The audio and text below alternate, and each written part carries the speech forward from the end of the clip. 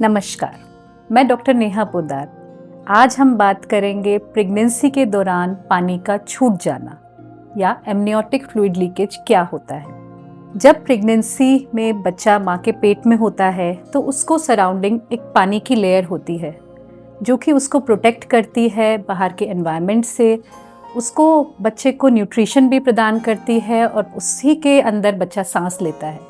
बच्चे की ग्रोथ के लिए वो एक जगह बनाती है बच्चेदानी में, और जब डिलीवरी होती है तो वही हेल्प करता है बच्चे को आगे फिसल जाने के लिए। तो एमनियोटिक फ्लूइड आपने जाना कितना इम्पॉर्टेंट होता है बच्चे के लिए। यदि प्रेगनेंसी के किसी भी भाग में पानी की ये झिल्ली फूट जाती है और पानी निकलना शुरू हो जाता है तो माँ को और बच्चे को कई प्रॉब्लम्स का सामना करना पड़ सकता है। यदि ऐसा 7वें महीने से पहले यानी 28 वीक्स से पहले होता है तो प्रेगनेंसी का आगे तक पहुंच पाना बहुत से केसेस में बहुत मुश्किल हो जाता है। यानी यदि लीकेज थोड़ी सी है, यानी थोड़ा सा पानी निकला है, झिल्ली नहीं फूटी है और आप तुरंत डॉक्टर को दिखाने गए, उन्होंने आपको एडमिट किया, मेडिसिन दी और ये पानी आना बंद हो गया, तो आगे तक आपको बेड रेस्ट पे रहना पड़ता है, मेडिसिन लेनी पड़ती हैं। उन केसेस में प्रेगनेंसी लास्ट तक पहुंच पाती है।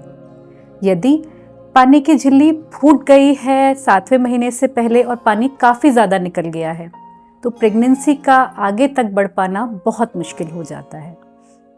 ऐसे में कई बार डिलीवरी करानी पड़ती है, बच्चे को नर्सरी में एडमिट करना पड़ता है और आगे के लिए बच्चे के इन्फेक्शंस का रिस्क, ग्रोथ का रिस्क बहुत कम हो जाता है। यदि पानी की झिल्ली बाद में फूटती है यानी 28 वीक्स के बाद, उन केसेस में स्थिति काफ़ी हद तक मैनेज करी जा सकती है क्योंकि बच्चा भी कुछ हद तक थोड़ा बहुत मैच्योर हो चुका होता है।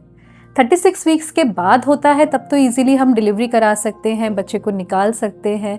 यदि उससे पहले होता है तो एडमिशन की रिक्वायरमेंट होती है, पानी चढ़ाया जाता है, कुछ मेडिसिन्स और इंजेक्शंस द्वारा ये कोशिश करी जाती है कि पानी आगे ना निकले, पानी रुक जाए, और यदि ऐसा संभव होता है तो प्रेगनेंसी आगे तक खींचने का प्रयास किया जाता है।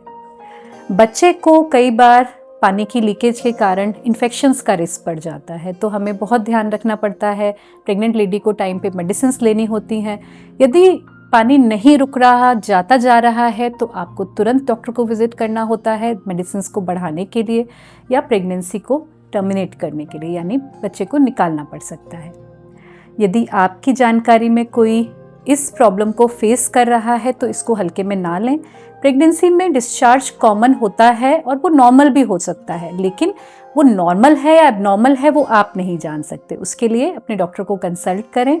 अधिक जानकारी के लिए आप विजिट कर सकते हैं precision gynaecology by Poddar nursing home, Patel Nagar, Ghaziabad, या फिर precisiongynecologicom।